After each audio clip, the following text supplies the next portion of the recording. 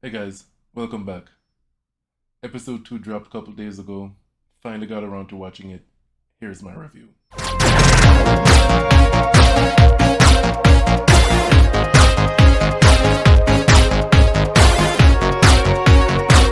We kick off this week um, in some foreign country, not where Ellie and Joel are, and it's in Indonesia or the Philippines or something, somewhere in Southeast Asia. Some soldiers pick up this lady from a restaurant where she's having a meal, and they really don't tell her why, and they pick her up, and they kind of really don't explain until she gets to this lab. So they bring her to this lab, and they kind of explain for people that have not played the game or not familiar with this fungus. This is actually a real life fungus that affects insects and some mammals, and they kind of explain that um, through Miss Ibu Ratna, the professor, the quote unquote professional or expert on funguses or fungi, fungi, and they explain that cordyceps cannot transfer to human beings. They bring her into this room, and there's a dead body, and she's examining the body, and they kind of and she slices open where the bite mark is, and it's white. It's not bleeding, and then she takes some of the she takes she opens the mouth, she sticks her fingers in there, and I'm like, lady, you know you probably shouldn't be doing that. Maybe you're not familiar with how this virus works, or how zombies work, so she sticks her finger in there, and she plucks out the cordyceps from there, and then she kind of gets spooked, and she runs out, and they ask her what they should do. Can they get a vaccine? Well, she explains to them there is no vaccine because it's a fungus. Vaccines are for viruses, and she recommends to them that, yeah, there's nothing you can do. You should probably bomb the shit out of the city.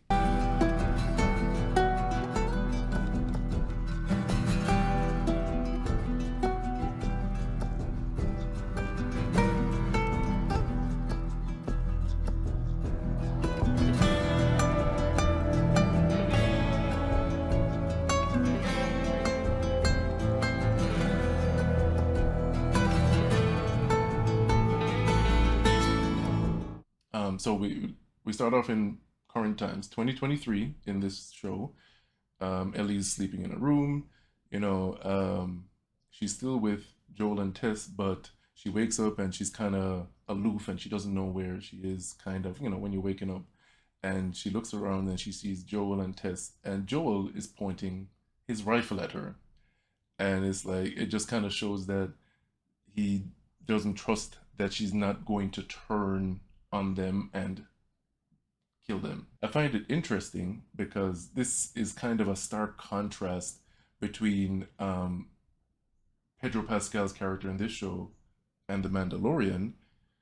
Actually, kind of come to think of it, they're kind of the same character, right?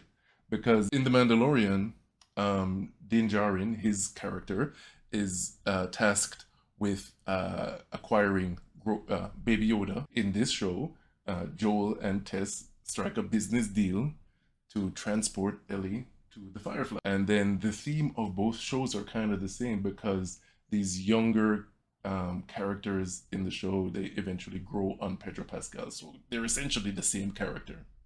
So they're making their way to the Fireflies, or where they're supposed to take Ellie to the Fireflies.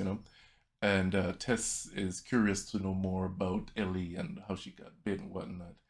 And Tess asks Ellie if she was with anybody when she got bit.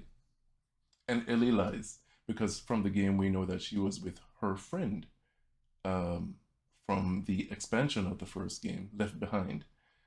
And Ellie straight up lies and says, no, wasn't with anybody. So they enter the museum. Tess kind of goes off on a side quest, which leaves Joel and Ellie alone to bond. And you can see that he's clearly annoyed with her. And but the key point here is that they show Ellie's knife, which is the knife that she uses throughout the game. Actually, they come to they come to a fork in the road. They can choose the long route or the short route. The short route they cannot take because there's a massive amount of zombies in front of them. So they decide to take the long route. So here on the long route, they enter the museum, which is almost almost identical to the game. It's so identical that some of the rooms are an exact copy.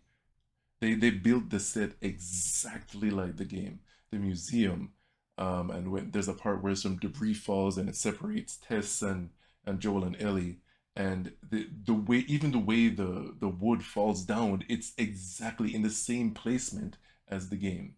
Ellie, as they get into this museum, is acting like they are not in the middle of a zombie apocalypse and she just won't shut the fuck up. So Joel is like, Joel actually gestures to her because he doesn't want to talk. And while she's yapping her gums, he kind of gestures her like, shut the fuck up. There's fucking zombies around here. Shut the fuck up. You know? So they finally they're making their way through the museum and they start hearing clicker noises.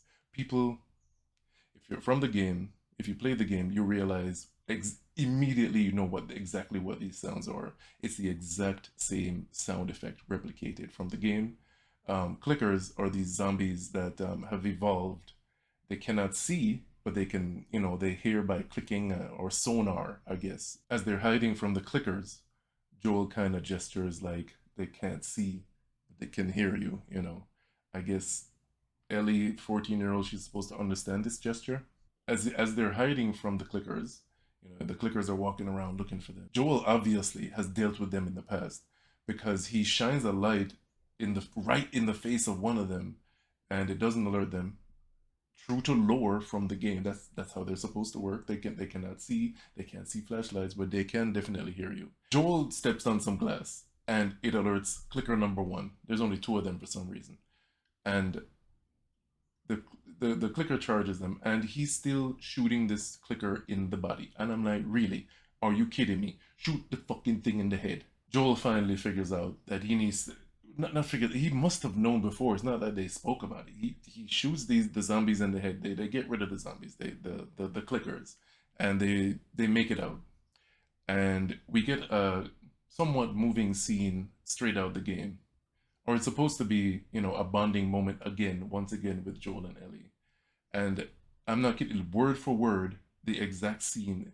They kind of did their best to replicate the scenery, but the scene is word for word lifted straight from the game, which I have to say I really really like that they do this. It shows a tremendous amount of respect for the source material and the game and the work that not only Neil Druckmann put into the game but the entire team at Naughty Dog. In a foretelling moment, we see Joel, as Ellie's walking off in front of him, we see Joel kind of look down at his watch, kind of like, it reminds, they're pretty much saying that Ellie kind of reminds him of his daughter that passed away at the beginning of the zombie apocalypse. They get to the place that they're supposed to drop off the cargo, aka Ellie, and they find out that everybody's dead.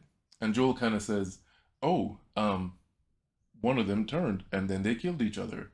It's at this point where Tess reveals that she's been bitten. Much like the game, she kind of just pulls back her collar and reveals the zombie bite. One of the fireflies that we thought was all the way dead, we see is actually only mostly dead. His daddy can't talk. Ooh, look who knows so much, huh?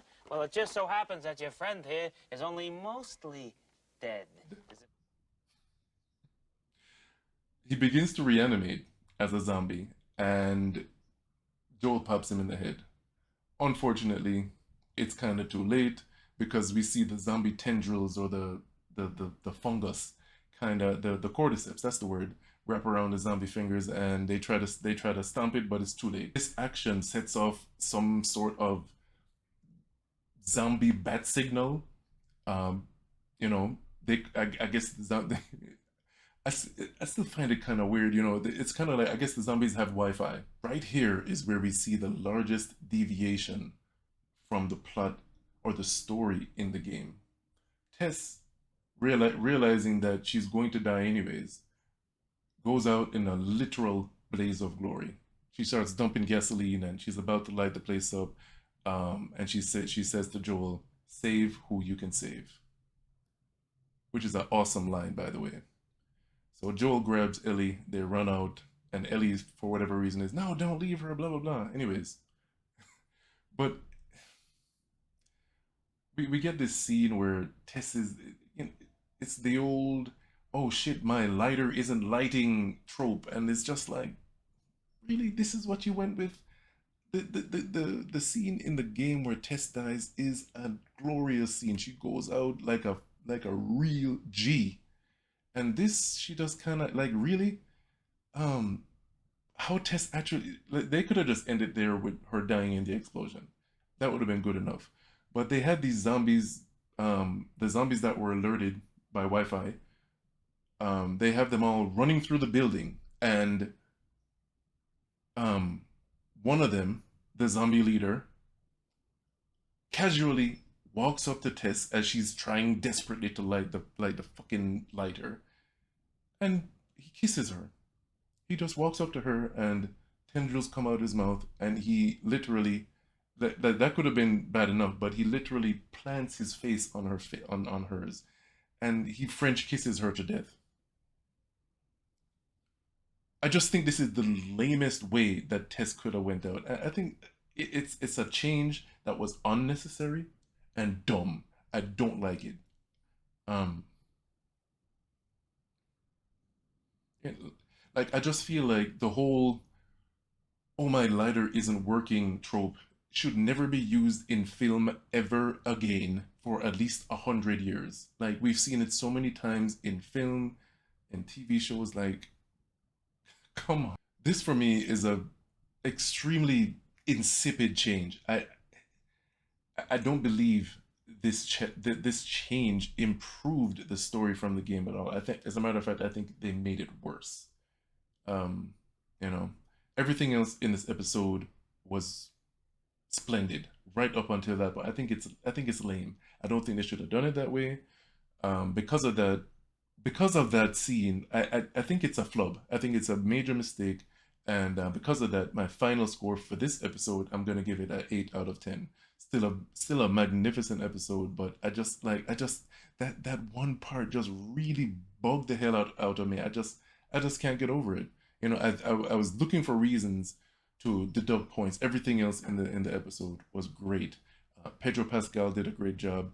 Bella Ramsey did a great job. And the actor who played Tess did a great job. Everybody did a fantastic job. The writing was well done, except for that one part. Otherwise it would have been a 10 out of 10 episode. But like, just that one part, I think it's dumb. Everything is really, really dumb. Anyways, that's my score, 8 out of 10. I'll catch up with you guys next week. Please like, comment, share, subscribe. That's all. That's all I got for now. See you next week.